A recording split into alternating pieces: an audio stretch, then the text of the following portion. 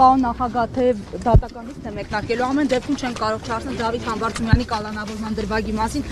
Օրինաչափությունը այս պարագայում պահպանվեց, ընդդիմադիր գործիչ է կալանավորվել, ձեր դիտարկումները։ Մենք այդ առիթով դատավճռից անմիջապես հետո այդ արարություն ենք տարածել, որտեղ մեկ անգամ ևս ընդգծել ենք,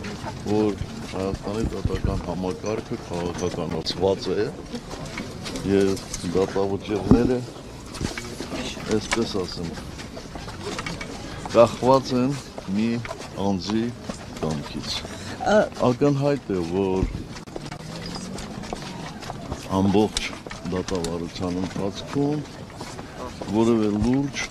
ապացույց չի ներկայացվել կապված Դավիթի կողմից հանցավոր գործունեության հետ։ Բացի դրանից այդ հոդվածով աննախադեպ ժամկետ է կիրառվել։ Բնականաբար այդ ժամկետը կիրառվել է, որպեսզի որևէ կերպ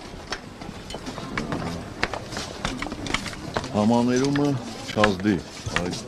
պատժամիջոցի վրա։ Պարոն նախագահ, եւ մի դիտարկում, ինչու արևմտյան այսպես կառույցները, միջազգային կառույցները պահպանում են իրենց այս լռության ուխտը եւ ձայն չեն հանում բացառությամբ մի քանի անհատների եւ մի քանի կազմակերպությունների։